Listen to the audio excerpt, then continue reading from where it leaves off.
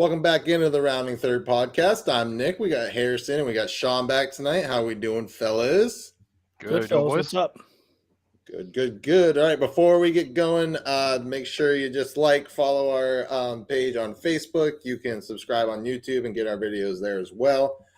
And just interact with us, especially a lot in the off season. We've been flashing a whole bunch of stuff up there and getting some comments from you guys. But we're gonna jump right in here. We got some more free agent stuff, which me and Harrison thought last week that we were going to be cooled off till Christmas, and we were way off. Well, everyone signed before Christmas, which, you know what, that's fine. We'll take it. I got to say though, in our defense, I've never seen so many free agents sign before the first of the year. There's always some big ticket players that end up drifting into January, February, and everybody signed early this year, which I think is a good sign. It's a fluid market, but some of these contracts have been bananas. I think it's fluid, and I think it's teams coming out right away and just being listen, we mean business, and we want this guy now. Yeah. But, yeah. I mean, I think it's, we've talked about it. It's the way I look at it is if you're a team and you're trying to bring somebody over onto your team, do it early. Show the other free agents that you mean business. Show the other ones, hey, we're going to spend the money. We're going to try to get better. Look at what we've done. Use it as a living example.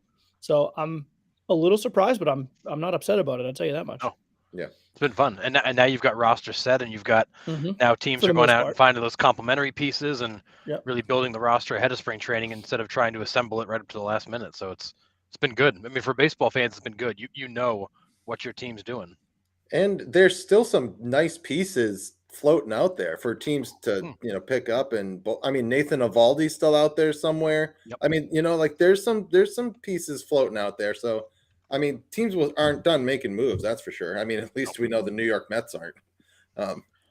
Those guys are. Whew. The Mets and the Padres have that Scrooge McDuck money. There's no end to the budget. Yeah. All right. Yeah. I mean, I'm looking for a go. Sorry, Nick. I'm just saying, the one guy that's left that I'm kind of interested and intrigued to see where he ends up is Trey Mancini. Yeah. Right-handed bat. I mean, maybe he wasn't off the charts like we thought maybe he would have been when Houston made that move. But wasn't terrible. And he's a right-handed power. I think he's a really good hitter. I don't think there's many holes in the swing. So I'd be interested, obviously we're all Sox fans. I'd love to see the Sox maybe make a run at him. They need right-handed hitters. Justin Turner didn't solve all those things. Yeah. So I'm interested to see where he ends up. Yeah, and we can break down the free agents that are still out there at the end of the segment. But I agree. Mancini's one guy. Another guy that I thought would sign by now is Segura, and I really thought the Red Sox would be in on him. And he's been very quiet. I think they still are. I think the Red Sox are quietly.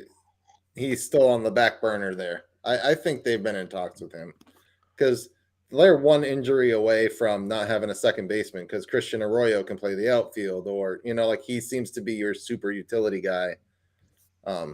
So I don't know. All right, so let's start off. The Giants end up with Carlos Correa for $13 and $350.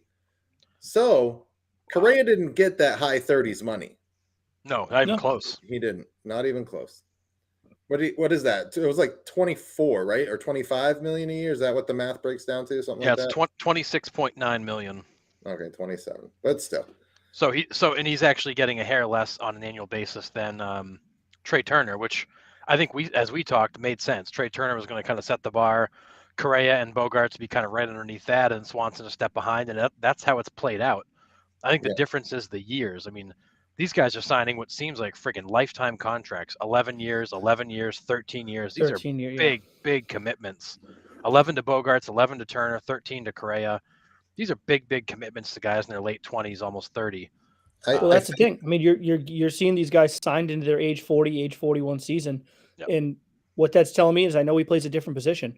But if I'm Bogaerts, I'm going to the Red Sox now, and I know he's got 1 year left, but I'm saying, for him to get to his 41 season, that's 14 years. Are you talking Devers? Devers, yeah. If I'm Devers, and I know he's third and not shortstop, so it's a little bit of a different position. But I mean, that's what I'm doing. That's how I'm starting the conversation.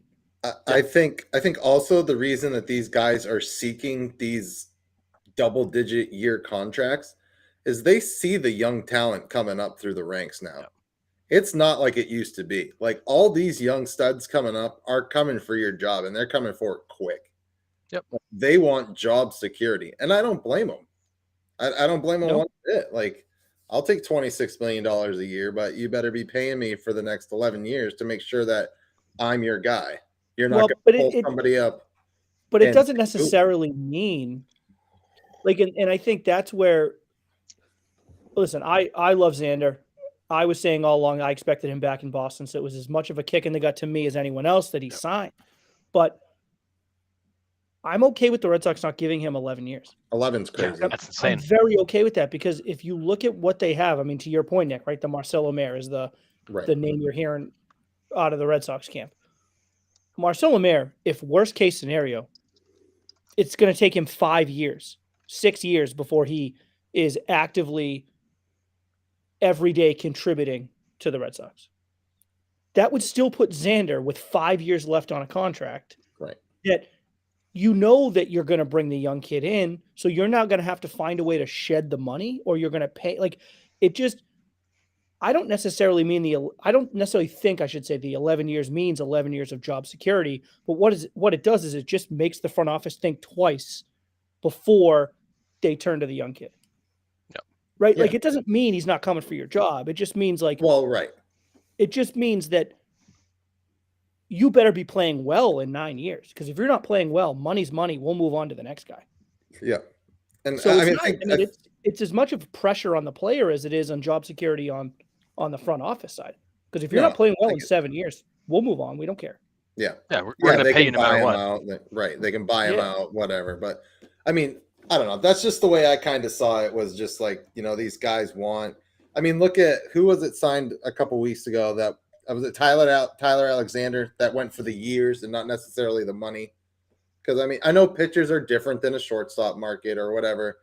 But he ended up like stretching his contract over 3 years instead of just taking a 1-year deal because he wanted that 3 years of job security versus Oh yeah, yeah. just a 1-year deal that like Yeah. Carlos Rodon went on last year, and like all these guys that Yeah, but those are, and again, pitching is different than position players, but that's like it's 1-year deals are different because like if you sign a 1-year deal, you're betting on yourself. Because if you have a shit year, you're like you're right. you're on an incentive laden deal. For, like so it's less about taking the 3 years is still a short term. It's still like, hey, like I'm going to hit free agency again, but it's more like I just want more than 1 year to prove that I'm the guy that I think I am. Yeah, 1-year deals are ballsy. Guys that take 1-year deals. Well, that was Aaron Judge this year. He Sure. declined to sign in the offseason, went out and hit 62 and got paid for it. That's a massive gamble you're taking on yourself, and for him it worked out great. But I agree. I think the front office are saying, hey, look, we want you here. We're willing to commit all these years to you and all this money to you and give you these full no trade clauses and all that stuff and basically hitch our wagons together. And from the player's perspective, would you take a little bit less every year to be guaranteed that you're going to finish your career in one place? You're not going to have to move again. You're not going to have to uproot your family. You're going to get comfortable. But we've never seen one of these long-term contracts work. The 7 or more years contracts we've never seen work out great. You tend to get a guy who spends the last 3 or 4 years of that as a shell of his former self. Look at Albert Pujols until this past season. They just never work out. And I think that, you look at the Correa deal, the Bogaerts deal, the Turner deal, those will be great deals for 4 or 5 years. And then they're going to be shitty deals for 4 or 5 years. But if they win left. if they win a World Series in that 5-year time frame, and it's a contract well spent, that's how every single team's looking at it. And Oh, that's they should. it. To them, they don't care. If you stink when you're age 38, you can be a DH, you can play part-time. We're paying you no matter what. But if we can win a World Series in your window of the next 5, 6, 7 years, where you're still a very good ball player, then that's worth it. And if you're the Phillies or the Padres and you're going all in, the Giants aren't all in yet, but they're heading there. You're going to take that risk. And if the back end of that contract's terrible, it's just the cost of doing business. Absolutely. All right, we'll stay in the shortstop market. Cubs signed Dansby Swanson, 7 and 177. We all kind of figured he was going there. I mean, the Cubs were very active in the offseason, being like, yeah, we need a shortstop and we're gonna pay for one. So Swanson ends up going to the Cubs. I like that move. I like it for both I do sides. too. Yeah. You have a somewhat veteran shortstop coming in, and Chicago's young, and they could do fairly well. I mean, and that NL Central's not very deep. You're going to be now competing with the Brewers, for second In place. the Cardinals. Well, I know I meant for like second place. Like I think the Cardinals will run away with that division. Yeah. But, well, again, I mean, I think before we start penciling in divisions standings, I'm very intrigued with this new scheduling format. Yeah. And I think it's going to make division races down the stretch a lot closer. At least that's my hope, that teams aren't going to necessarily be able to run away with it from like August on. Like it's going to make things a lot more compact, a lot tighter. That's my hope. Yeah. So, I can also see it work in the complete opposite too, because you could How? have the Yankees that have a stretch against the Diamondbacks, the Marlins, the A's, you know what I mean? And then the top tier teams and the lower tier teams just go whoop. I guess, but what it does do though is you're not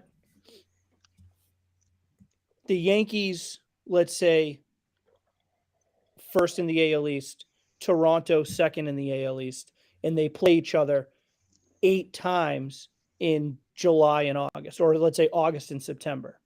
Like those are essentially like 2-game swings because you're giving the Yankees a win and Toronto a loss in the same game. Like it's a lot harder to make that up. Well, it works both ways. It's easier to make it up if you're on the back end because if you beat them, right? So I guess the way that I have looked at it has been it's going to be harder for teams to completely run away with. Oh, come on, Bruins. It's going to be a whole lot harder for teams to absolutely run away with one when the Yankees win doesn't necessarily guarantee the teams below them losing because they're not beating the teams below them. Sure. Okay. Yeah. I understand but that. On the flip side of that coin, though, what it does do is it makes it a lot harder for the teams below at times to make up ground when we're not playing the teams that are ahead of them. But it kind of works both ways. Yeah, do you know what I mean, though? Yeah, the strong divisions absolutely. are going to beat the crap out of each other. The weak divisions aren't going to just beat the crap out of each other. You're going to get a much more level playing field where ideally the good side of that is that you're going to really see where teams are. The teams in the AL Central aren't going to have inflated records because they're beating up on the crappy teams in their division. You're going to get a better measure of who they are. The flip side of that is you're not going to have as many interdivision games where standings change so quickly. It's going to take longer to make up some of that ground because you can't just go rip off a 3-game series against the Blue Jays and pick up all 3 games. See, that's what I think I kind of meant. We're all saying the same thing, but completely different. Yeah. That's where I feel the upper tier teams are just going to absolutely just pull away from the lower tier teams because you know what I mean? Like there's going to be a big gap there. Yeah. Because those lower tier teams have to play all the first place teams. And then what you're going to see is what you see in the NFL. You're going to have a team win the AL Central that's probably friggin' below 500, but you're going to see everybody in the American League East win 95 plus games. Right. Like you're going to see that kind of disparity where the best teams are going to rise because they're going to get a chance to play the worst teams on a more even playing field than just beating up on each other in their own division. You could literally see a scenario where 4 teams from one division make the playoffs. Oh yeah. Yeah. Yeah, my guess is it will likely happen this upcoming season. I mean, it almost happened this year. I mean, you almost had the AL East take. Right. Yeah, Baltimore almost. all the wild cards. Yeah. All right. A little sidetrack there, but hey, whatever. That was great. All right. Yankees. So go back to the shortstop debate real quick. All right. So Dansby Swanson's 28 years old. Yet he signs the shortest contract. When I look at the shortstop contracts, I look at it as the Cubs absolutely won. They get Swanson from age 28 to 35. These other teams sign these insane commitments to these guys who are a couple of years older than Swanson, all the way into the 40s. I actually think the best deal of all of these shortstops is the Swanson deal. I think the Cubs win. I think the Cubs win the shortstop sweepstakes. Cubs win. And honestly, I think that when you look back, you're going to have the Giants are going to end up losing because you're going to get much less out of Correa later because the guy is already not durable now. Yeah, I mean the size of him just kind of limits what the Yep. durability can be. I'll tell you, I think, and they paid for it. I think the team that won it was San Diego, simply because the caliber of player that they got was really the one thing that they needed. Like that's a really, really good baseball team already. Oh yeah. Like that's a really, really good baseball team. And you look at where they got better, like with the Juan Soto trade. Does he have 1 year left or is he two? What think was he's his got what's I his think two. he's deal got with them? 2. I think he's Two, got two, right? at least 2. So, but when it was 2, it was this year and then 2 more. Yeah, That's I how believe so. That's what I Yes. thought too, right? Yeah, he's got 23, and then he's got 24, and then I think 24 he's a free agent or He's a going free into agent. 25. He's an unrestricted free agent at the end of the 25 season. Oh, they got 3 more Okay. years in. Yeah. So you have him for 3 more years. I mean, to me, San Diego wins it simply because you look at where they got. They were very, very close. Philadelphia, yes, but I think Trey Turner might end up being looking the worst. I think Correa's numbers are going to do really well in the NL West. I think he's going to do well in those ballparks. I think he's going to do well on that team. Like when you get to the end of the contract, like it's probably not going to be worth paying the 29, let's call it $1 million a year. I think Philadelphia, like Trey Turner, they are. If they don't win a World Series in the next 5 or 6 years, they're going to look at Trey Turner and be like, "What are we paying him all that money for?" Like Right. Trey Turner is being hailed as the one piece that they were missing, and that's why they didn't win the World Series. That's a whole lot of pressure for a kid that is a table setter. I mean, that's what he is. He's a fantastic player. He's very good defensively. But he's a table setter. He's not the guy that's going to hit the 3-run home run. Like, yeah, he wreaks havoc on the base paths, and he's a really good hitter, and he gets on base. But like, you need other guys to come through for that position and that amount of money to mean what it means. Yeah. Am I crazy off base here? Like, is that you think No, that's no, wild? I'm with you 100%. Yeah. I think the Phillies have to win, like you said, in the next 3 or 4 years, or they're toast. Like, at least with the Bryce Harper, like they went out and they paid Bryce Harper all that money. But like Bryce Harper's a guy that can take over games by himself offensively with his ability to put the ball over the fence, his ability to like strike fear in the opposer. Like Trey Turner's not necessarily a guy that strikes fear. And I'm sorry. Well, yeah, not in the playoffs. Yeah, you saw it in the playoffs. Yeah, sorry. Yeah. Trey Turner's not necessarily the guy that strikes the fear. Like Trey Turner needs the guys around him. Yeah. And then you look at his numbers, you go, Trey Turner scored 600 runs this year. Like that guy's crazy. But he needs those guys around him to score those 600 runs. Mm-hmm. Yeah, I agree. So to me, it's the biggest upside because he's a great fit there. But if they don't win a title, man, that's going to look like a bad deal. Yeah, I mean, and Trey Turner's career average season, it's 302 with 24 home runs and 83 RBIs.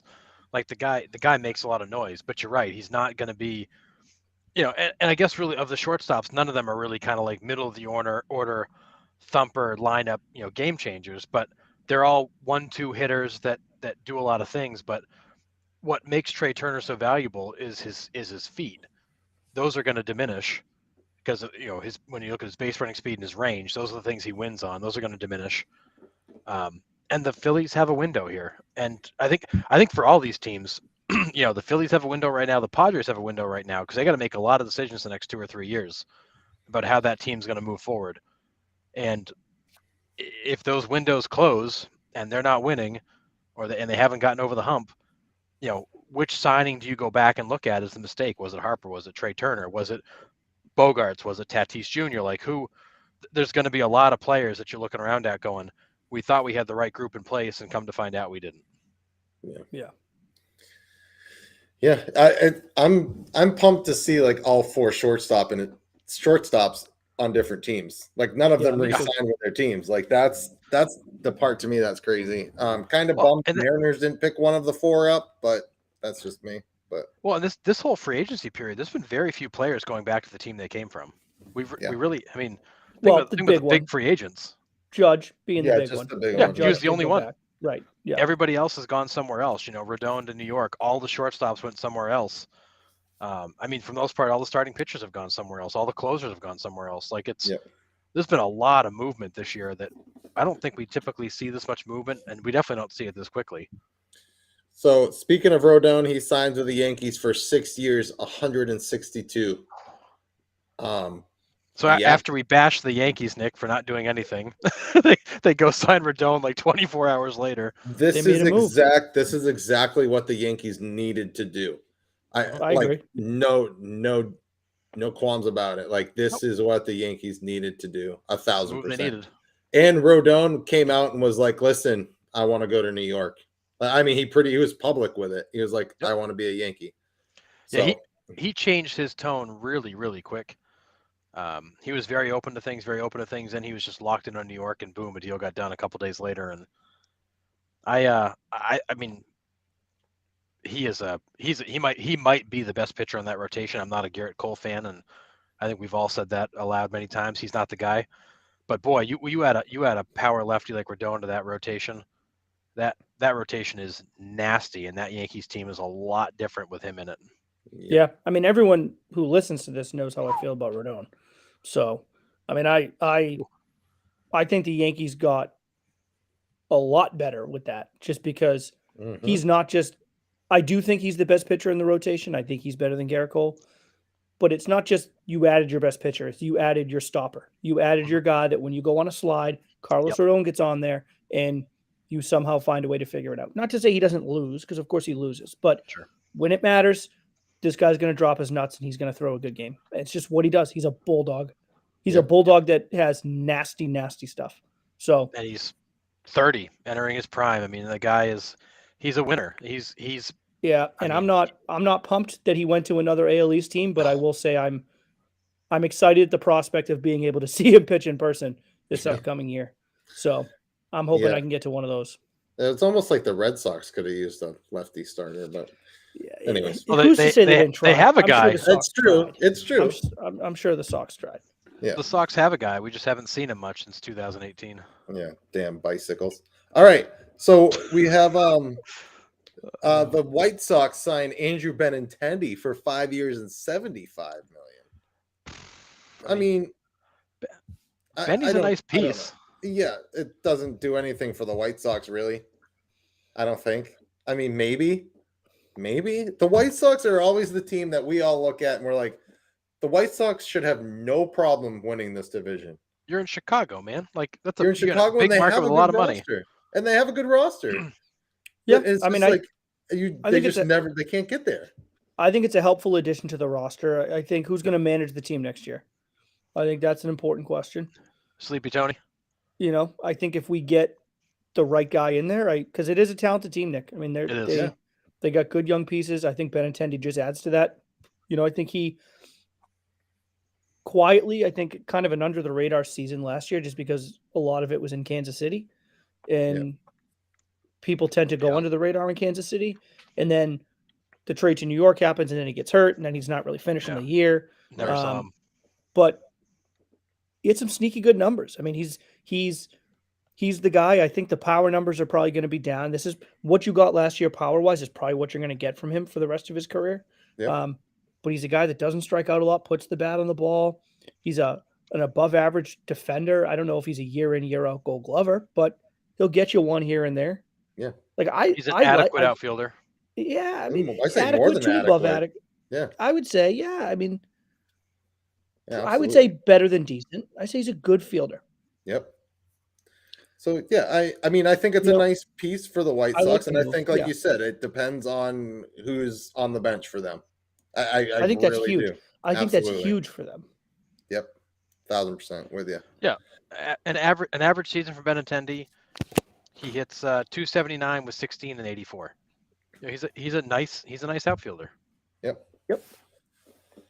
And I mean, Luis Robert, like that guy is a stud, but he can't stay on the field either. That guy has been. I mean, we've sat here and been like, yeah.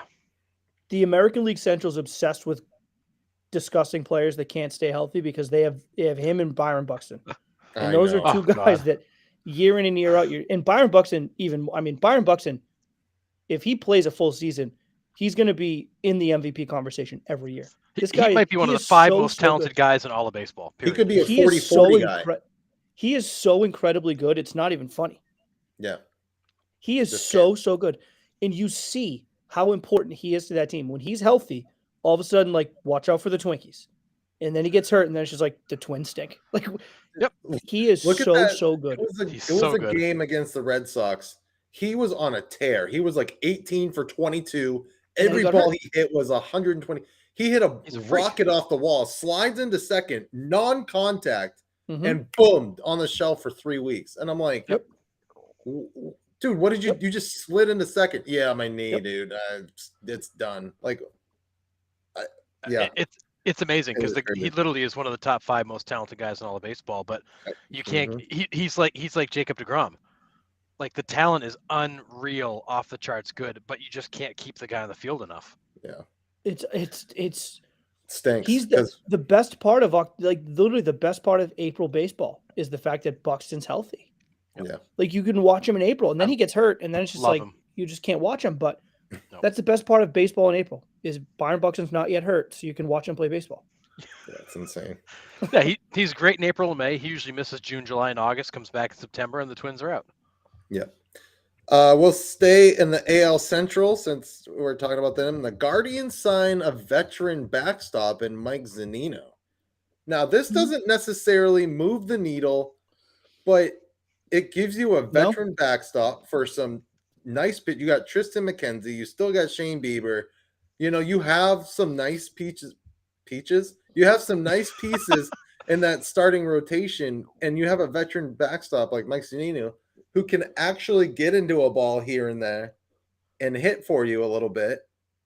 I think it's another good move for the Guardians to get another veteran bat, another veteran fielder in there with some of these young kids. It's only going to make them better, I think. Yeah, Zunino's one of those enigmas. Like, that dude, in 2021, the guy hits 33 bombs playing 100 games. Last year he missed most of the season, so he didn't do much of anything. But the guy is a career 200 hitter, but he will, like, accidentally get into a few. But over the course of a full season, he's a guy that can hit 30-plus home runs, gives you a veteran presence, a smart ball player, a good clubhouse guy from all reports. But just the strangest career. Yeah, I like Still better than mine. I like him. Fair. I like him for that team. I think he's great for that team. To all the things you guys said, that's a young team. Very young. Super. A lot of young players. And I think, Francona, being the great manager that he is, has such a great feel for the clubhouse and the locker room. And I wouldn't be shocked if, one of the things on the top of Tito's list was like, let's just get a veteran guy in here, like a good clubhouse guy, a guy that knows what it's like to be a pro. He's played on a zillion different teams, so he knows a zillion different guys. Like, it's just, and maybe on the field, maybe he doesn't move the needle all that much on the field on a night-to-night basis, maybe not. But, like, I think it's great. I think it does move the needle in the sense that, like, that to me is a big signing for a team like that. Yeah. Like a young team bringing in a veteran guy. He just knows how to be a pro. And yeah, Harrison, to your point, he'll run into a few for you. Oh, he yeah. will certainly run into a few. So maybe he changes the outcomes of a few games, but we'll see. But I like that for them. He's basically Joey Gallo in catcher's gear, but yeah. But he's a really well respected veteran, a great So clubhouse he's Doug guy. Mirabelli. Yeah, well, yeah, I used to love Doug though.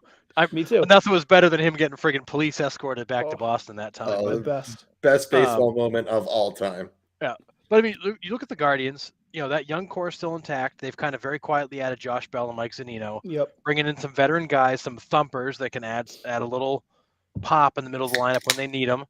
I think they've done a nice job, and they haven't messed up that young core. No. They've brought in good complementary pieces that will, professionals that won't screw up a bunch of young kids.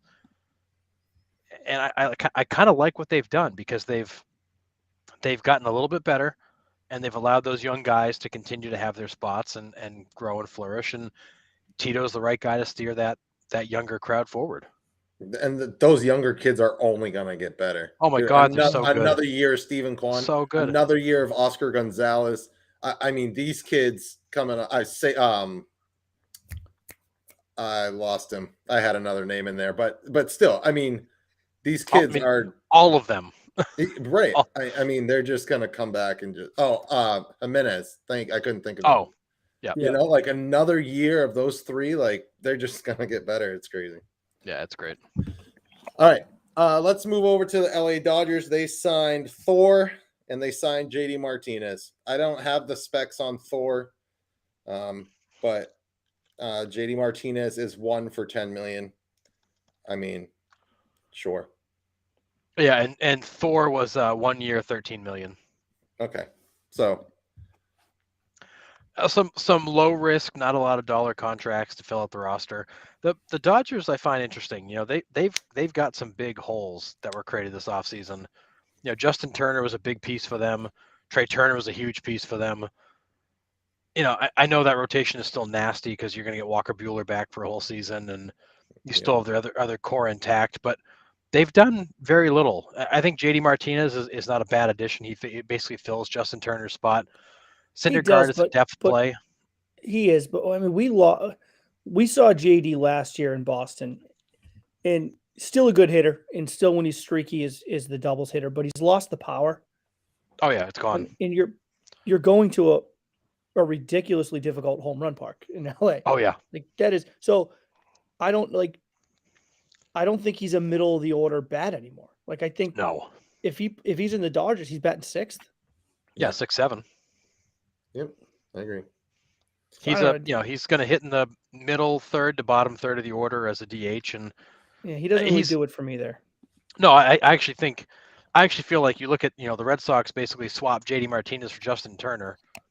That's to me an upgrade to the Red Sox, a downgrade to the Dodgers, because JD Martinez is definitely not the same guy. Justin Turner's still got he's still a very productive bat. JD Martinez a little bit less so. Yep. But the Dodgers have very quietly kind of done nothing this offseason of note. And I find that surprising because this is a team that the last 2 years has signed pretty much everybody. Yeah. All right, so let's go to the Red Sox, and they got, like we just said, Justin Turner for 2 years, $22 million. He has an opt-out after the 2023 season. Yeah, so probably a 1-year deal. Yep, but I think it's a player opt-out. Am I right? I don't think it's a team opt-out, or it might be a mutual opt-out. I don't know, but it just said. You want to look, Harrison, or you got it? I'm looking it up right now. I didn't see which how the opt-out worked. All it said was opt-out of 2023, what I saw, but I don't know if it's a player or club. Or I know sometimes it could be both, right? It's called like a mutual opt-out or whatever. Yep. But anyways, yeah, your right-handed stick, he's okay. I think I posted on the page this week. I was like, Justin Turner, sure. Like I like it. I mean, it's not. I don't hate it, but I'm not like. I was like, woohoo, Justin Turner. Like I was just kind of like, okay, like, all right. I mean, I get it, but I mean, you lose in Xander, you lose JD, so you need a right-handed bat. Yep. So they fill at least one of the right-handed bats that they need. He's a guy that can play third base. He's a guy that plays a little bit of first base. He's probably going to be mainly your DH, right? But the ability to play defensively at third base gives you the opportunity to DH Raffy a whole lot more than you probably have in the past. Especially when he had that forearm issue last year, like it would be perfect for him to sit, just worry about hitting. And you try to keep him fresh, and especially if you're going to sit there and, not that I think any Red Sox fans believe them, but if you're going to sit there and blow smoke about how signing Raffy is going to be your top priority, well, you want him to be healthy. You want him to be fresh. You want him to be versatile. So I think Turner gives you a lot of things that it's not necessarily like, I guess it is a trade 1-for-1 JD for Turner, but he gives you a lot more than JD gave you. He does. He's a little more. And I like him. versatile. And I think he'll do well in Boston. I think he'll do well with the Wall. I think it's a good ballpark for his swing. Well, the guy is fantastic in the playoffs. He's proven that the guy can bring it in October. You got to get there. Whoa. The Red Sox got to get out there, of fifth place first, Harrison. Get there. I'm just saying, yeah, I if mean, if you think you got a shot, he's a good guy to have. Certainly. It is a player opt out. it is a player opt out. Yeah. Okay. Yeah. So, I mean, as much as the Red Sox didn't do much, I think they're banking on, a healthy Kike Hernandez. They're banking on Tristan Casas coming in and really stepping into that first base role. Then they must be the guy because they let Hosmer go, the DFA Eric Hosmer, and he Mhm. still had three years left on his deal. And they're like, Right. thanks, bye-bye. So they're banking on Casas 1,000%. So on the Hosmer thing, like, were either of you guys caught off guard by the quick DFA of Hosmer? I really didn't see Yes. that coming. Yes, for a multitude of reasons. First and foremost, for me, and maybe it was a favor to Hosmer, and who knows? Maybe Hosmer asked, maybe Hosmer said, "Listen, guys, if I'm not going to be the guy, like if you believe him, then do me a favor and give me a chance." Maybe that's how it went. But from a Red Sox perspective, like, don't you think Hosmer would be a fantastic guy to have around for Casas? Even if Yeah, Casas gets so. the nod, like even if it's but like, don't you think going into February and March, like Tristan Casas being able to pick this guy's brain, talk to him about hitting, talk to him about playing first base, talk to him about, being the young guy. Like, you guys got to remember, like, the Royals, like Eric Hosmer was the guy for the Royals coming up. He was the Yeah. touted prospect. He Oh, was yeah. the guy that was going to bring him to the promised land, and he did. Mhm. So I don't know. I just think all those things. But again, like I said, maybe it was Hosmer saying to them, "Hey, do me a favor. I'm a veteran guy. Blah blah blah." I don't know. Yeah, And if what I'm not what I going to don't- play, I want the chance to go somewhere and play. Yeah. Right. And what I don't get for the Red Sox is why make that decision right now? Because the way is set Right. up, when you got him from the Padres, all you're paying him is a league minimum salary because the Padres are paying the rest of that salary. So from a money perspective, it costs the Red Sox $0. almost nothing to Yeah. keep him. And I'm just shocked. I agree that maybe Hosmer wasn't in the plans and he was going to go anyways, but why do that now? Why not hang on to him, get closer to spring training? Because what's going to happen? Somebody's going to get friggin' injured. They're going to be calling around, "Hey, Hosmer's available." Maybe you get a couple prospects for him, but to Right. just basically throw him over the side of the boat right now makes no sense to me because he cost you nothing to hang on to. Yeah. And you didn't give up anything for him. No, I mean, Right? actually, The you got Padres were prospects pretty and much him just like, back. yeah, here. Yeah, I mean, the Red Sox got Corey Rozier and Max Ferguson, who were the prospects they wanted, and they took Hosmer with it because the Padres had to dump him in the Soto trade Right. because he wouldn't be part of it, but they had to get rid of him to make room for all the guys that were coming. So I find it puzzling that they just dropped him like that. Imagine And waiving your no trade clause and being like, "Yeah, I'll go to the Red Sox," and Red Sox are like, "Yeah, Yeah, we don't want you. Thanks." Yeah, hey, Oh, you cost us next to no money, but we don't want you. Thanks for coming. And the funny thing is, too, is, and I know it faded a little bit, but like Hosmer was awesome for the first 2.5, 3 months of the year last year. He He was was great. fantastic. He was leading the National League in hitting in like June. Yeah. He's So not. it's I like- mean, he's a nice player. Like He can he's still a guy that play. you think you'd want to Yeah. have around. I found the timing interesting too. Yeah. I mean, he's not who he used to be, but I mean, the guy is.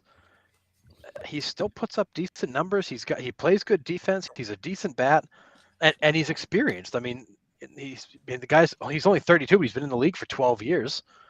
He's got great experience, and I think that even if you just kept him through the end of spring training and then cut him loose, to have him around guys like Dahlbeck and Casas for the offseason, I think would be smart. Have him around the young guys. I'm puzzled by the time dropping him. Or, I mean, the rumors are that the Red Sox are still looking for trades. Like, keep him and send him in Yeah. a trade deal. Go Hosmer and Exactly. Dahlbach for Miguel Rojas for, you know what I mean? Like that Miguel Rojas from the Marlins has been floated around in rumors. Yeah. Um, 'Cause You're telling me a Yeah. team wouldn't take Eric Hosmer in a trade when he costs a league minimum because the Padres are still on the hook for that contract? Like, I just don't get why the Red Sox would just dump him like they did. there had to have been some underlying reason, just like Sean said. Like either Hosmer was like, listen, like, I know I'm not going to play. Like, just, let me go to the Nationals and at least start, Yeah, it just Uh, he's damn near a free player. Yeah. And you just kind of cut him and I can't figure out why you do that right now. Yeah. All right. The last piece I got was today the San Diego Padres signed Seth Lugo, who's was a relief pitcher for the New York Mets. another nice piece for the Padres. And kind of like Harrison said, the Padres are spending, and they are looking for that World Series. If there's a team that benefits from the balanced schedule this year, it is the San Diego Padres. Oh my without a God, doubt. yes. Yep. So they don't Get have out of to that play division. they don't have to play the Dodgers 19 times and lose 16 of those matchups. I Yep. mean, absolutely, 1,000%. Yeah. And this Yeah. dude, I mean, this dude's curveball is like off. His spin rate is off the charts. Like, might be one of the most devastating breaking balls you'll ever see. And he's never quite gotten back to where he was like in 18, 19 when he was like absolutely dominant. But the guy is still a very, very reliable reliever who at times is absolutely dominant. Like, So what a good piece. I read a thing today that he's actually going into camp with San Diego in the starting 5. Oh, that's Damn, interesting. no way. Yeah, so that's what I read, that he'll go to San Diego and start camp with the, I wouldn't call it the understanding, but like with the Intention to start. intention. Thank you. Yeah, that top 5. Huh. However, with the knowledge and the experience that like, hey, he's a really good bullpen guy. So like my guess is it's like a, hey, we'll sign you as a number 5 starter, a real short leash. You're likely going to end up in the pen kind of situation. That's amazing. But I texted you guys when the news broke about Seth Lugo. Like there are guys throughout all professional sports that I can't bring myself to give up on. Yeah. You know, like in the NFL, it's Jared Goff. For some reason, like I'll never give up on Jared Goff. I'll always have that inkling, like, you know what though? Like, if he has the right guys around him, like there's just something about Jared Goff that I like. Seth Lugo is one of those guys in baseball for me. I'll never be able to bring myself to give up on him. And if he's surrounded by the right team and he's in the right situation, and San Diego might be it, I could see him having a fantastic year in San Diego. Yeah. I think his stuff is electric. The curveball's one of the best in baseball. And if you've never seen the curveball, go Google Seth Lugo curveball. It's ridiculous. It's one of the best in baseball. Oh my God, But he has some giddy up on the fastball too. Like he can, if you're not ready for it, I mean, he can. The problem with him is location. He's got to be able to locate. But I can't give up on him. So I hope he does well in San Diego. This is building themselves into a team that I really want to root for. I love Soto. I love Bogarts. I like Seth Lugo. So we'll see. But I think it's a good signing for both sides. With a lot of San Diego has some other nice young arms in there that throw absolute cheddar. So the Padres are going to be in great shape. But yeah. We're gonna move on to the next segment here. Didn't we want to cover something else? What did you say at the end? Recap kind of who's remaining. So, right. When you look position by position, the best free agent still out there. Catcher position, you got Gary Sanchez, who's still out there. He's the best catcher out there. Granted, that's a low bar because the catcher position is not deep, but the guy can still hit bombs. And he's top 3 pop time in the league. He's very good behind the plate. But he's got a catch. I don't. You think he's very good? He's not very good behind the plate, dude. He's terrible. He's a defensive liability behind the plate. I wouldn't call him a liability. He can't catch the ball, dude. Well, I'll give you that. He's not the best glove guy. He's got a quick pop time and a cannon for an arm. He got a great pitcher, but he can't throw.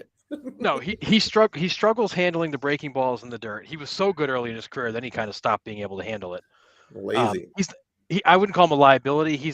I would say he's got some good defensive attributes. He's not Maldonado, but he's not the worst defensive catcher in the league. He's adequate, and he can run into a few if he doesn't strike out. But he is still your best. He's still your best catcher out there. I guess. First base, you still got Will Myers floating around out there. Brandon Belt. Myers is one of those guys that Brandon Belt, yeah. It was. Yeah, I mean, you could argue Brandon Belt or Will Myers. Those two are the best still out there. Will Myers is one of those guys that you just keep waiting to like see what he can really do, and you've never quite gotten a glimpse of all of it. At second base, you got Segura. Shortstop, you could say it's either Elvis Andrus or Jose Iglesias. Both guys are still out. Jose. Third base, you've got your boy Evan Longoria still out there. The guy, he's 37. He's been in the league for 23 years. Jeez. That's outrageous.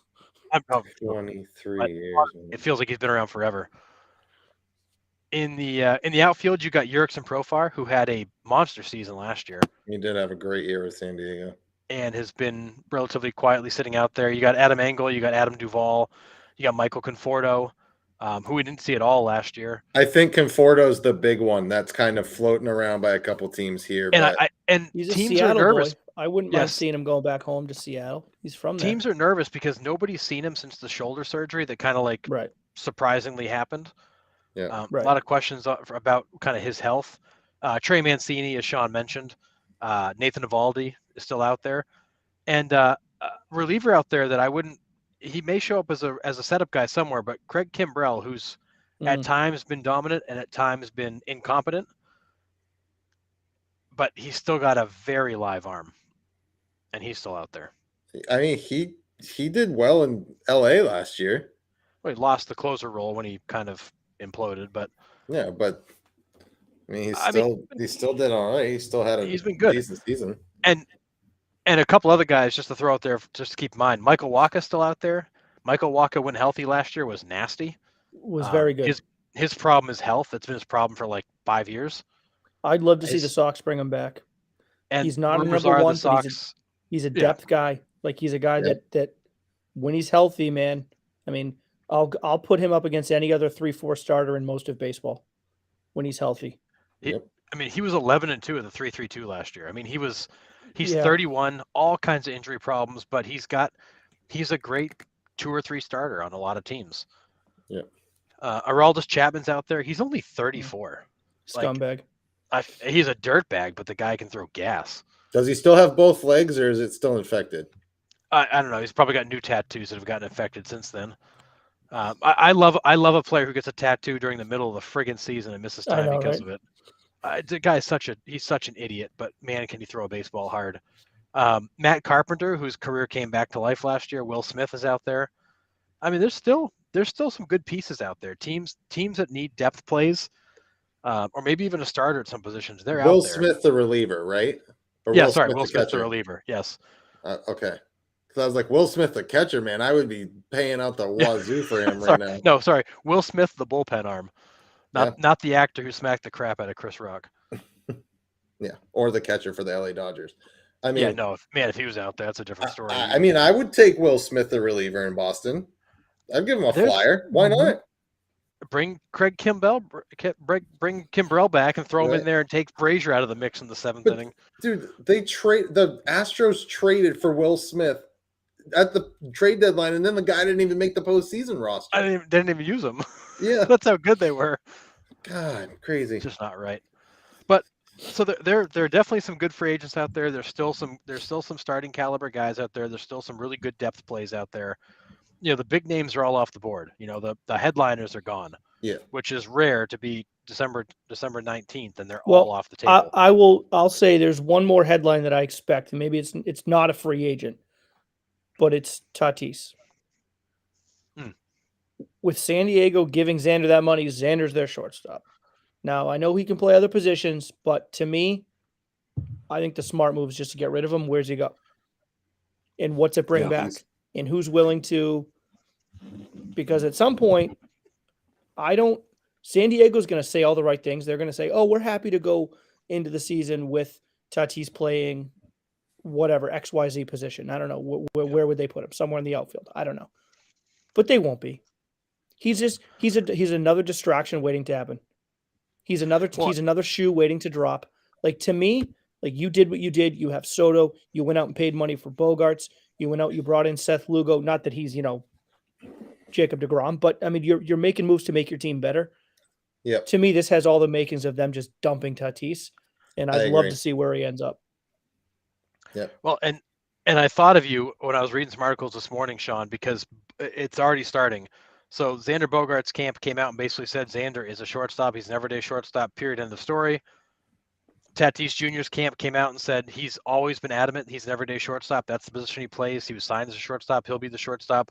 So both guys are already saying, as of yesterday and today, I'm the shortstop. I am the shortstop. Tatis played the outfield for the Padres already. Like, that's not a, you know what I mean? Like, even though his camp is saying it, like, Tatis has no leverage in this situation anymore. Like, Right. dude, And he you made doesn't. these decisions. Right. You made these decisions. We're doing what we want with you. That's it. End of story. If you're playing right field, dude, you're playing right field. That's it. Yeah. So around the Padres organization, the belief is that Tatis Jr. ends up in the outfield, but Tatis Jr. and his camp are saying no. He is a shortstop. He will not go to the outfield. So that it's already starting. Yeah. So I'll be curious how quickly they have to make a move with him, because it does not sound like he's going to happily take a move to the outfield.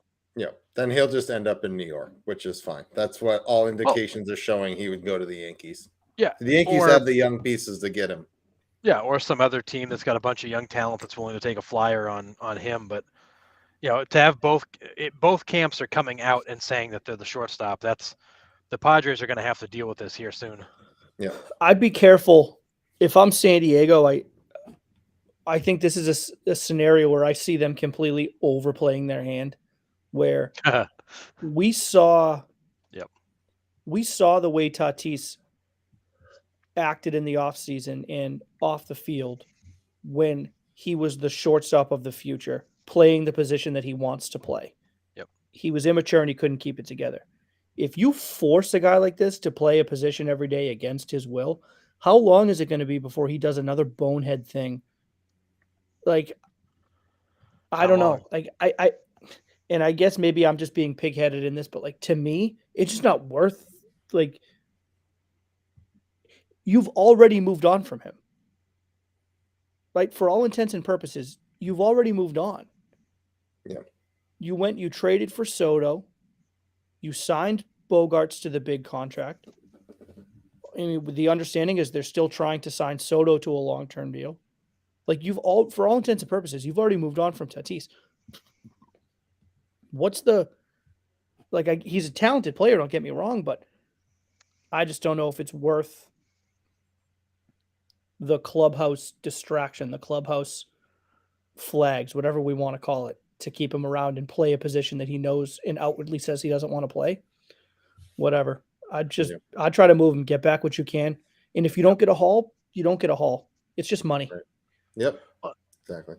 And what's interesting too is that San Diego is the 30th ranked TV market in the country. Their TV revenue is crap. They don't have these big contracts like the Dodgers and the Red Sox and the Yankees. Yeah. Very small media market, which is amazing because San Diego is huge. But you got Tatis, you got Bogarts, you got Machado, you got Soto. Soto's making $20 million a year on these little arbitration contracts, so you're not paying him the full boat yet. But still, between those four guys, you're tying up $100 million a year, damn near close. I mean, how long can the Padres actually keep this group together? Somebody's got to go, and if you've got to pick a guy to go, who goes? Well, it's Tatis, but I think, and I think that's probably what their logic is, Harrison. Like they're probably thinking on two different planes. They're probably thinking on one plane saying, okay, well, we have these four guys, but essentially Soto's for free for what relative to what he could be and what he should be. Yeah, you pay half of what he would and be. Machado can opt out at the end of this year. Right. But you're probably looking, if you're San Diego, saying, hey, like, if we have to put up with Tatis for a year in left field, then so what, we do it. Which, for a short-term thinking, I understand. Sure. But I'm just trying to look at this from, like, if I put myself in the front office, I'm just going, like, I'm not going to sleep well any night. Not that but, like, I'm going to go to bed every night thinking, like, am I going to wake up to another nonsense Tatis bombshell? Right. Like, I just can't. Yeah. Like, not worth it. I don't think it is. It would be worth it if he was your best player. He is no longer your best player. He's now your third or fourth best player. Right. Yep. Right. And is that worth the headache for your third or fourth best player? To me, it's not even close. No. Bye. So to me, that's what puts it over for me. But we'll see how it goes. I'm interested to see if he gets moved. I think he will. My gut's telling me maybe it's just because that's what I want, but we'll see. Yeah, I read an interesting take, and I can't remember where it was. It might have been on ESPN, that there's a belief that the Padres. So the Padres were talking to the Yankees very aggressively about a Tatis Jr. trade, and then the Padres called it off. They said, "We're out.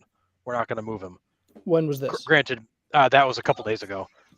Recently. That may just be posturing too, for all I know. But yeah, one of the takes was there's a belief that Machado will opt out because he's seen the money these guys are getting. He's going to want to go after the bigger contract. And if he does, there's a chance the Padres say, okay, good, see you, Manny. We're just going to slide one of these guys, either Bogarts or Machado, to third, and you're going to solve our problem for us, because they're in a position where they could afford Tatis. They could afford the whole group this year because you're not paying Soto what he's owed yet. Yeah. All right. Whew. That was a lot to unpack. It only took us 55 minutes, but I mean, it's also that was a lot. I mean, who are we? I mean, we got universal DH now. I mean, who's their DH? Josh Bell's gone. Brandon Drury. I think Drury goes somewhere else. I could see. I think I got Drury in Seattle. But anyways, right. I mean, Tatis. Is he a free agent still? Is he a free agent? Yeah, he's still out there. Oh, all right then. Well, I mean, I could see. The problem that I have with Tatis is a position like shortstop. You can't have a revolving door. It's got to be the same guy night in and night out. And that's where Tatis, you just can't have it because he just misses so many games. Right. But DH? Yeah. Does he want to just hit? Yeah. Well, and honestly, for his longevity and for everything you've gone through, maybe you're better off just having him just hit. Yeah. And the other thing, too, is that you can use that DH spot to rotate guys through. So, you'd be silly not to. Right. Bogarts needs a night off. He's played 5 in a row. Great. He's going to DH, and Tatis goes and plays short for a night. You'd be silly not to. But I'm just thinking for, I mean, I guess there is some flexibility on the San Diego side for keeping Tatis. I overall don't think that your fourth best player is worth the headache, but we'll see what they do with him. Yeah. All right. We're going to move on to the 5th inning, although it feels like the 12th inning already. That was a lot of free agent talk. But, well, and that's why I've got this picture up. This picture either represents the hot stove completely blew up and now the whole place is on fire, or if you don't like what your team has done, this could be the fire that is your organization. Anyways, moving on. Okay. Nick views this as the Red Sox, for the record. For 1,000%. All right. We are the going Red Sox could go out and trade for Mike Trout, Jacob deGrom, and whoever. And Nick would be like, the Red Sox stink. The Red Sox organization is terrible. Such a Boston fan. I know. They should totally move to Raleigh so I could buy season tickets. There you go. All right. That's kind of where I want the Rays to go, but that'll never happen. All right. We are going to throw out every week. We're going to throw out a question. It's going to be kind of our ongoing thing, interactive thing, where we want the top 3 pitches per pitch. So like this week, I threw out the question, which pitcher throws absolute gas? Like when you need the Bayou stuff, who has the best fastball? Not talking best cutter, not talking best sinker, 2-seamer. We'll get to those eventually. Oh my goodness, I got hiccups. Just the straight heat. You need a fastball by somebody. Who you taking? We did get some comments. Brian said Randy Johnson, Nolan Ryan, Roger Clemens. Hard to, they're all good. Old Harbaugh. Tough. Yeah. Those are fastballs none of us would ever touch. No. Nate Dunkley said Nolan Ryan all day. I mean, obviously. Vinny Maturo said Dwight Gooden and Aroldis Chapman were the twos because Chapman in his prime was nasty. And 105.8 is the current record, and that is set by Aroldis Chapman. 105.8. And honestly, Gooden was a name that I really hadn't considered, but when you go back to kind of and watch him throw his heater, man, that thing had some life on it. Yep, absolutely. Yeah, it's a shame he really only lasted 3 years. Yeah, if you could have seen that guy over a longer term, holy cow. I wonder how many miles per hour I would have gotten my fastball if I did cocaine too. Only one way to find out. Probably better than your 76. Right now, it'd go from 45 to about 48 tops. Yeah. Back in the day, it would have gone from 76 to 78 with movement. Maybe, dude. Maybe. Yeah, me moving back and forth like this on the mound. That's about it. All right. Randy Beard said Randy Johnson, Jacob deGrom, Roger Clemens. I mean, good picks again.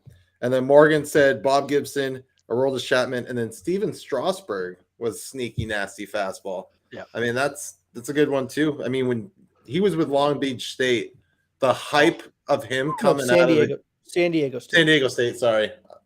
I get those states out west all mixed up. But I mean, the hype around him was just unreal. Oh yeah. And I mean, he just threw absolute Remember cheddar. he had that game. It was in like the one. I don't know if it was the NCAA tournament or maybe the regionals. He had like 24 strikeouts, and like he had so like 24 nasty. strikeouts, and like 22 were swinging or something like that. I was like outrageous. Yeah, crazy. And then Ken Sawyer said Nolan Ryan, Randy Johnson. I mean, our lists are going to be pretty dang similar. Very, yeah. I mean, I have Nolan Ryan, Bob Gibson, Randy Johnson. I need a fastball. I'm giving the ball to them to blow it by people. Yeah, no, and all good picks. I mean, every one of those picks from the Facebook crowd and your picks, Nick. There's so when you think about fastball pitchers, there's so many good options to choose from. And my immediate reaction was Joel Zumaya. Like he's the first guy I think of when I think of just like straight heat. The guy was 103 to 104, and then he would turn the thing over and the thing would run in on you at 99. The guy threw absolute gas. It's a shame his career got cut short because he loved Guitar Hero and messed up his wrist. But guy threw absolute gas, and it's a fastball that, when he was in the league, I think as a teenager, and watching that guy, I was always mesmerized by that guy on the mound, and he was like must see when he came in the 8th or 9th inning for the Tigers. For me, the other guy for me was Billy Wagner, another guy who, and if you look at YouTube, there's some videos out there of guys like Dimitri Young talking about the fact that like I never wanted to see Billy Wagner on the mound. Like I'm 0 for 8 with 7 Ks in my career against this guy. So many good hitters could not hit him because that fastball at between 99 and 102 it blew up on you, and it was a heavy ball. He broke a lot of bats, even throwing on the outside of the plate. The dude was like 5'8" too. He was tiny, and his friggin' legs were like wide as most people's waist. I mean, the guy he got a lot of drive. Yeah. And then lastly for me was Clemens, because and the thing about his fastball, not only was it hard, but it kind of blew up on you. But he would throw that thing at your goddamn head to make sure you were still awake for no reason. Yeah, just to make sure you were paying attention. And it's just like Randy Johnson, like he was like strategically wild. He would just scare the crap out of you, and then throw another one on the outside corner you wouldn't even pull the trigger on. Yeah. Yeah. No, it was good. And I think all of mine except one were up. So I should say 2 out of my 3. So DeGrom and Chapman. DeGrom it's just the ease with which he throws it, and then the gun says like 101. You're like, that doesn't make any sense. I hate watching him because he makes it look like it's so freaking easy. It's it's just such a fluid, smooth motion. Bang, 102. Like what? That doesn't make any sense. Just not right. And then Chapman. I mean, Chapman should be in everyone's list if we're being 100% honest. Yeah. And then thirdly, Pedro. And I don't think Pedro. Well, I shouldn't say I don't think. I know Pedro isn't up there with when we talk about the hardest throwers in the history of the game. But he was sneaky with the velocity. Yep. He was insanely accurate with the fastball. But he could just pump it by you. Like he could just, if he wanted to, he'd just throw it by you. I mean, we think of the 99 All-Star game. Yep. I mean, those were the best hitters in baseball coming into Fenway, and they were all fastballs. Oh yeah. Like when he legit looked at McGuire and he said to him, 1, 2, 3, fastball, and then pumped 3 right by him. That was incredible. Yeah. You know, so Pedro, I don't think gets, because he wasn't consistently at 100. He wasn't consistently like right there, but Pedro could get it by you. The thing about Pedro was that was his second best pitch. It could have even been his third. It could have even been his third best pitch. It was probably his third best pitch. Because he will be on all our lists for the slider, and he'll be on my list for changeup. And he's number 1 for me in changeup. Best changeup I've ever seen in my whole life. It's likely his third best pitch, but he could just pump it right by you. And I think that's what makes his fastball so ridiculous, because he throws his changeup at 79 with the same arm speed and then blows by you at 97. Like it's that's part about his changeup. My favorite part about his changeup, he would throw it in any count. Yeah. He'd miss with 2 sliders. 3-0 freaking changeup. Yeah, he'd bury you with a changeup. Like, all right, Pedro, whatever. You know what made Pedro's fastball so good though, Sean? You nailed it. Is that he could throw a straight fastball. He could run it in. He could run it up. He could sink it. You never got the same fastball from him twice. And then you get 1 at 93, 1 at 97, 1 at 99, 1 at 91. Like you never knew you never got the same fastball from Pedro twice in the same game. He was always tweaking it, and it was always a little bit different. Crazy. But when he needed to pull back and find it, he was in the upper 90s, and he could just hum a four-seamer by you. But you look at like his pitch chart, he'd throw like 2 pitches all game, like 97 or above, but they were for punch outs in huge situations. Like when he needed it, it was there. But a situation like that, it must look like 120 because you have to respect the fact that he's probably going to throw the changeup. Yeah, the changeup. And then he rears you. back for 98, and you're like, dude, that must have looked like 110. Like trying to hit a pea. There was, I mean, similar to Randy Johnson, no batter ever looked comfortable in the box against Pedro. Yeah. Because you never knew what the hell he was going to throw, because he'd throw any pitch at any count, and he didn't care. I will say, the one guy, and he will haunt my dreams forever. There was one player who looked comfortable against Pedro in his career I can't figure out the reason. And it was he was the catcher for Baltimore back. Was it Javi Lopez? Oh my God. Javi Lopez used to crush him. He would taunt us. And I don't know how. Like how he was like, I swear to God. Okay. For those of you that don't know, he's not a Hall of Famer. Javi Lopez is not a Hall of Famer, but for some reason he owned Pedro Martinez. That's crazy. Yeah. And he did. It was always the Pedro would be cruising against the Orioles, and all of a sudden Javi Lopez would hit a home run in the seats. You're like, where the hell did that come from? What is happening here? It's like he would struggle against like Derek Lowe, and all due respect to Derek Lowe. And it's like he looks like an idiot against Derek Lowe. You get the best pitcher in baseball the next night, he goes like 3 for 4 with 2 doubles and a homer. Like, what is up? That makes no sense. So for the hell of it, I looked it up. So there were the 3 players had the most success against Pedro. Yeah. And it's tough because you've got small sample sets. Freddie Sanchez was 4 for 7 in his career against Pedro with a home run. Brett Boone was 5 for 9 with a home run. Javi Lopez was 7 for 13 with 3 doubles, a home run, 3 RBIs, and a walk against Pedro. Did I nail that or what? That is he had the 3rd highest career average against Pedro. But you look at the list of guys that hit Pedro well.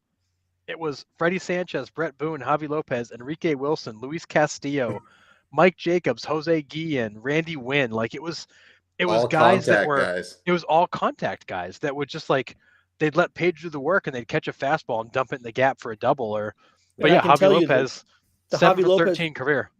The Javi Lopez home run that he hit was on opening night in Baltimore. I remember seeing that. It was a killer. It was in like the 6th inning. It was an absolute just a ball breaker. But Pedro's my guy. Unfortunately, Jorge Posada in his career was 9 for 32 against Pedro with 4 bombs, and was the one that did a lot of damage to Pedro late in the season. Especially in the postseason. Yeah. Yeah. My first like live in person, like real heat. I was sitting behind home plate, like 2 rows behind home plate with my uncle, and they were playing the Phillies, and Jose Mesa came in. Oh man. And that's the first time that I experienced. I was like 13 or 14 at the time. Yeah. That's the first time I experienced 102. And you felt it behind the catcher. You would just be like, pop, and then be like you could feel the pitch. You're just like, oh yeah, dude, what? Like, I mean, that was my first time. I was like, dude, I can't hit that. Like at 14, I'm cocky, right? Like, oh, I'm like one of the best players. I can hit these guys, no problem. Hit these guys. It's like, I was like, okay, like no. But, imagine taking that off the ribs. No thanks. Oh. Moving on. I got hit in the calf by a kid throwing 97 in a national tournament, and I like my calf still hurts when I think about it. Like that's awful. Dude, I've been hitting the ribs in men's league when they throw 52 tops, and it hurts. It still hurts like hell. I can't even imagine. No. All right. We're going to move on to something the 3 of us are going to do from here on until like, I don't know, spring training, whenever it ends. We're going to take turns and we're going to come out with our all-time lineups per team. Okay. So what's going to happen is like, we'll spin it or we'll determine, and Sean will come out with his all-time Baltimore Orioles team. I'll come out with my all-time New York Yankees team. Harrison will have the Boston Red Sox, Rays, and then Blue Jays. And we'll do that for all the teams over the course of the next few weeks. We will post them on Facebook because I do kind of want some interaction with Because I'm sure there's going to be some teams where we pick, a random left fielder for the Blue Jays, and you guys are like, oh, no, I think it should be this guy, which is what we want. We want a little debate. We want a little, because, that's what baseball is. Yep. And my view on an all-time player might not be the all-time view that you think or believe, but you'll just be wrong. Yeah, so we're just diving deeper into last year's Mount Rushmore. Exactly. Yeah. That's pretty much all we're gonna do. It's perfect. So I think it's gonna be pretty cool. So we'll start that. I'll get to that. So we will not be on next Monday, but we will start that in the new year. So that'd be kind of cool. All right, next Monday. Why? What's next Monday? I don't know. Christmas. Day after Christmas. I'm kidding, Nick. I was kidding. Jesus. It's Boxing Day, so that's when I send all my Christmas gifts back. Right, put them in a box and ship them back. Yeah, that's it. You got it. That's what Boxing Day. That's what Boxing Day is, right? You're kidding, right? Yes, we're kidding. Okay, all right. That is Nick's interpretation of Boxing Day. It's the famous day where, wasn't it the Thrill of Manila? Is that why they call it the Boxing Day? Oh God, no. I'm lost. I don't know. All right. Are you serious? You don't know what it is? I know what it is. It's all good. Okay. All right. Jesus. He does. We're just gonna move on gracefully. Oh my gosh. All right. We threw out our rounding third question, what a ride that was. Yeah, that was the weirdest 3 minutes in podcast history. Keep going. What a ride. You're welcome. All right. The question of the week was, what actually is Boxing Day? No, it was who has Although won... I'd love people's take on it for the record. Right. Who has won the postseason so far? So trades, free agency, etc.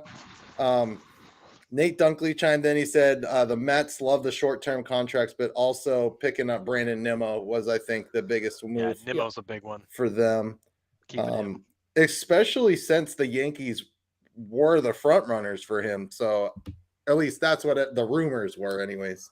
Well, but I think he was the consolation prize if they didn't keep Judge. Yeah, absolutely. And then my father-in-law chimed in and he said, obviously the Red Sox getting Jansen as closer sealed it. I think he was tongue in cheek there, but yeah, getting Jansen does help because we blew 20 games, 21 run leads last year. Lot. He's gonna help completely. That's a playoff team if the bullpen wasn't so bad. Yeah, 1,000%. I agree. But the Red Sox did re-sign Ryan Brazier, so I do see them as winning the postseason. No comment. Okay, who do you think has won the postseason, Sean? So far, not postseason, off season so far. Off season. Mets are a great one. I think the Mets have done a great job. I think, you lose DeGrom. Obviously, that's tough, but you fill it in with Verlander, who is Verlander. He's fantastic. And then they get this. I'm so bad with the names. It's not trying to be offensive, but the Japanese guy they brought over, Senga. Did I say it right? Senga. Yep. Kodai Senga. I think, Jesus, this insulin pump, man, is the most needy thing of all time. It's like it doesn't shut up. I think keeping Nimmo's huge, and I think for people, and this is where, and I love baseball, but I simultaneously I love and hate the whole that it's driven by stats and numbers. Is you'll get people that look at numbers and go, well, is Nimmo that valuable? And I will answer that by saying, just watch the Mets play for a month. And you look at the difference on the games that he plays and the games that he doesn't play and tell me he doesn't make that much of a difference. He's a table setter. He is an above average. I wouldn't call him a bona fide platinum glove center fielder by any stretch of the imagination, but he's a good center fielder. He wreaks havoc on the base pass. He doesn't really strike out. He'll give you the occasional pop, but he's more than that. He's the energy guy. Like he's the guy that when they're flat, he puts out a great 12 pitch at bat and it gets the boys going. Like he does kind of all the intangible things, which I think is fantastic. So I think the Mets are one that's probably number one for me. I think San Diego's had a really good off season. The Yankees haven't done much, but I think Rodon is that big of a signing. Like that's huge for them. And keeping That's Judge. huge for them. So I agree. But I mean, Harrison, you said last week you kind of are on the Texas Rangers train. You still kind of there? I take a different look at this. So I look at what the Yankees have done, the Padres have done, and the Phillies have done. I say, hey, look, they've made really good teams even better. Like awesome, like that's good. But I look at the teams that have maybe made the most progress this offseason, and maybe getting back into contention.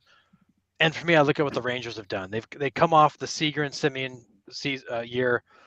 They keep Martin Perez with a qualifying offer. They get DeGrom in there. They finally get a legitimate ace. That trade looks awesome if you get 25 to 30 starts out of DeGrom. It looks like crap if you get 10 to 15. But I look at the team that's made the most progress this offseason, I think, is the Texas Rangers. They filled their biggest needs by protecting that rotation with Perez, getting DeGrom. So I like what they've done. I do And think keeping Perez. Yeah, right. Keeping Perez and getting DeGrom, I think, are huge. And you've now got a legitimate ace to go with that young core and those two rock star from last year guys you signed. But keep in mind, Yep. Seager too is 10 years, 325. You talk about, yeah, right. I mean, you talk about contracts versus what the shortstop's got this year. I mean, he's got them all smoked with what he got.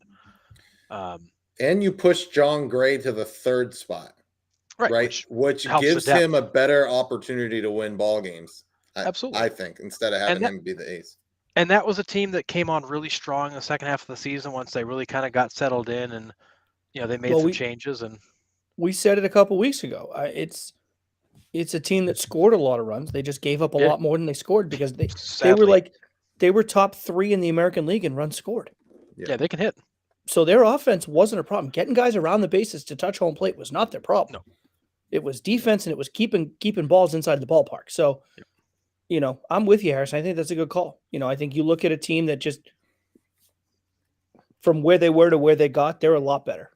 Yep. Yeah, so I look at them as making the kind of the biggest leap forward of all the teams. But I do think the Phillies have had a good offseason. The Mets have had a really good offseason.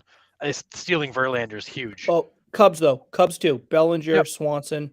I think the Cubs have made some nice moves. I think they're a lot better than they were. They're probably still on the edge of being a contending team, but they're certainly not going to be like they were last year. I think Seattle's made some smart moves, but I think that they missed. They have some holes they need to fill. They missed the free agency train, but made the deals, the trades. Teoscar Hernandez, Colton Wong are definitely nice pieces to add. Exactly. They've had a decent offseason improving their team. And, I think the Astros have done a nice job. Yes, you lost Verlander, but you didn't have to keep him. You've got so much depth in that rotation. It's stupid.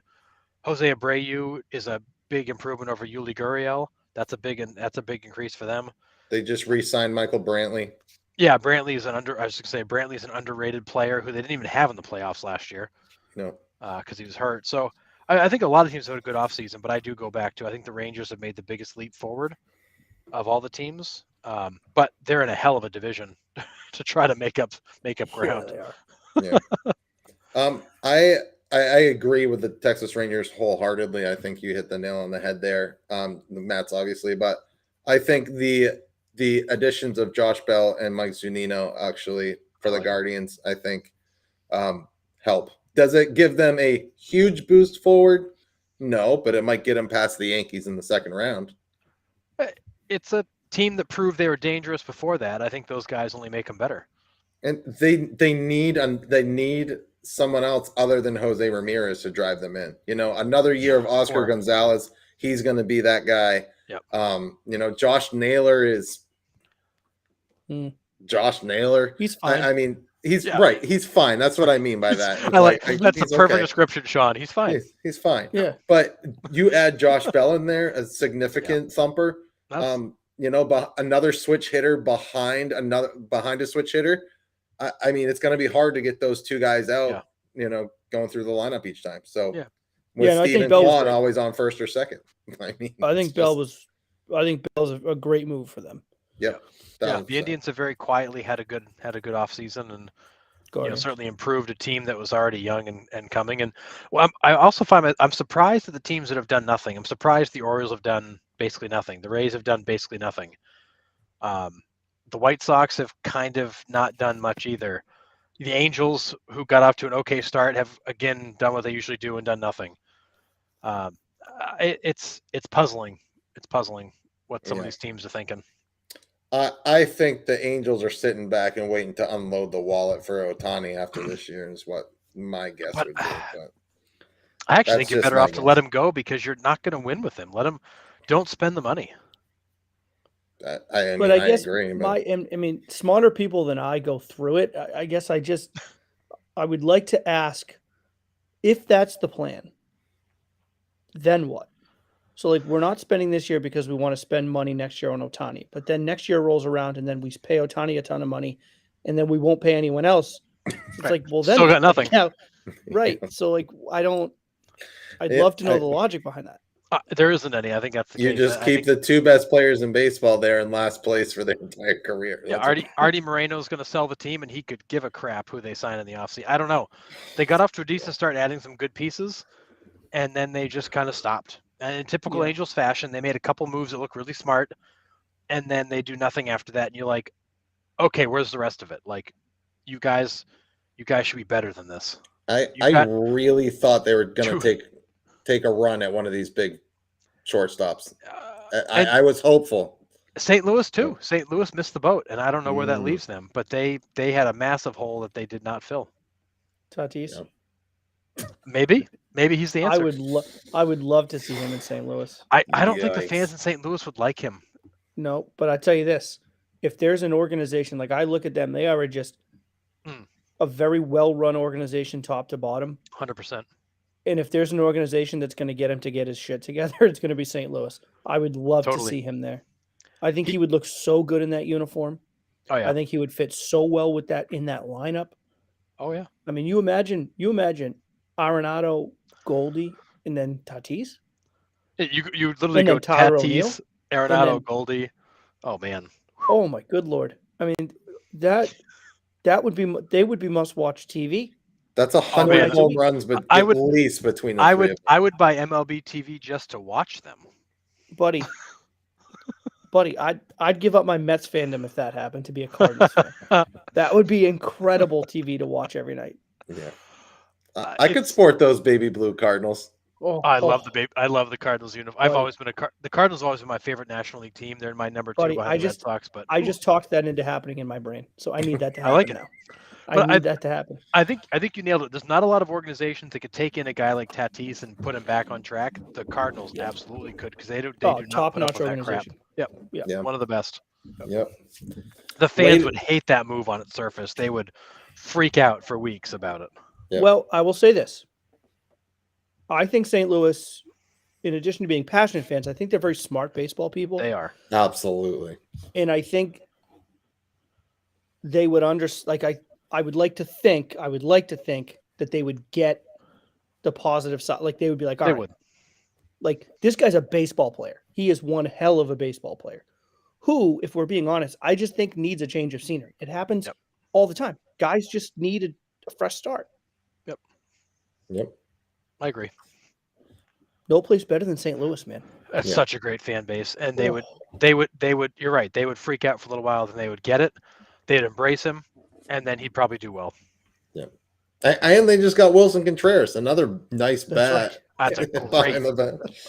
I mean, you lost Yachty, you put Wilson Contreras in the spot. I mean, that's a win. Did I you need just- this. You I just need went. Tatis there so bad. You just I need went him in St. Louis so bad. best catcher in the league to best catcher in the league Right. because that one retired. It's crazy. Yeah. Nuts. Yep. All right. Well, we are going to head for home, and the latest news here is that Sean is now a St. Louis Cardinals fan if Tatis gets traded. Big if, but yes. I mean, I don't have any other league news, to be completely honest. I mean, the free agency where we thought it was going to be quiet till after Christmas was not. But I mean, I don't have anything. Do you guys have anything else to add? The one thing I would add is I was reading this morning that the Red Sox have approached Devers about an extension. They are galaxies apart, is what was used to describe it. The Red Sox are not going to make him another offer. Devers is not entertaining another offer, and they're going to go into the season and see what happens. I think ultimately the Red Sox bring the bag forward, that Devers will re-engage. But at this point, they are way apart, and don't expect to close the gap. Xander just released today that the offer that they made them, like when he came back around, was like a slap in the face. And that's why he ultimately went to San Diego. That's what I read this morning. But I just what I had read is that the Red Sox had offered him, oh God, I gotta find it. It was like 8 years.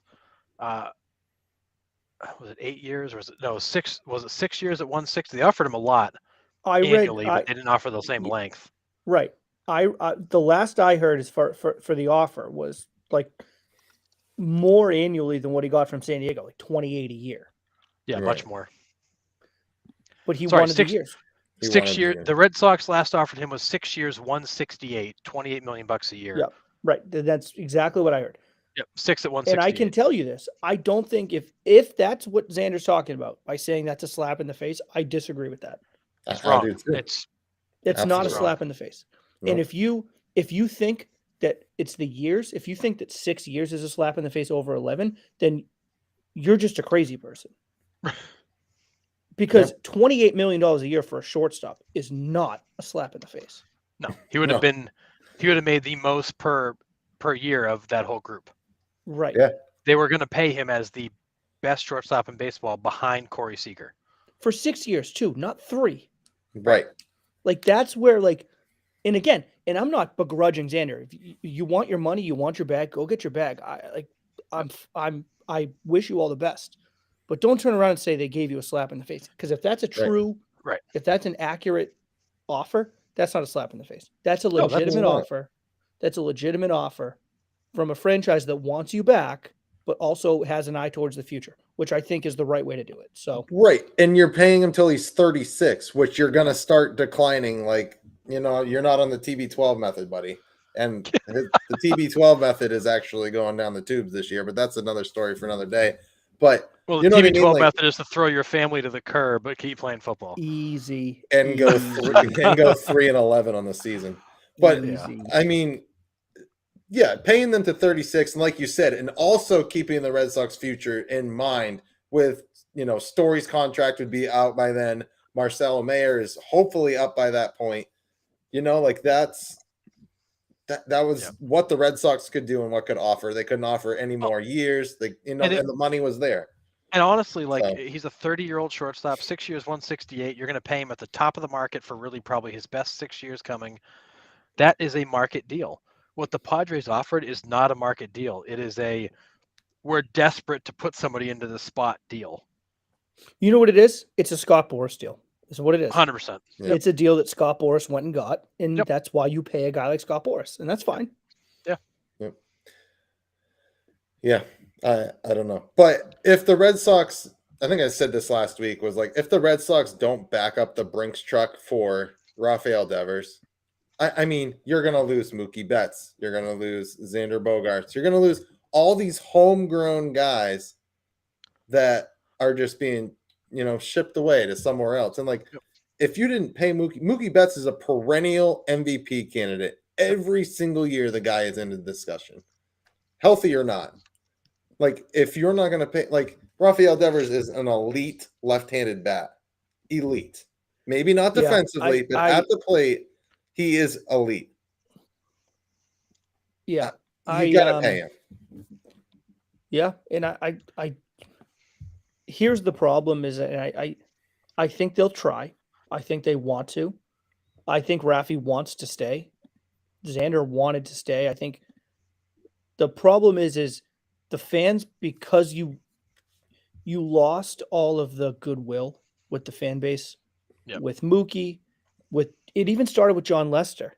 I mean, it goes all the way back there to where you lowball a guy like crazy initially, and then you come out and then you try to negotiate when he already has a bad mood towards you. It's like you did this to yourselves. Like they did it with John Lester, they did it with Mookie, like they did it with Xander.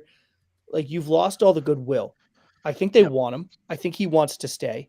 But the problem is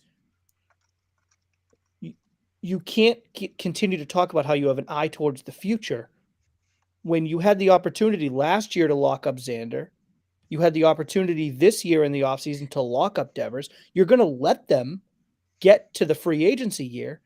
Well, don't let them get there. Like, that's on you. And Look then at the Atlanta Braves.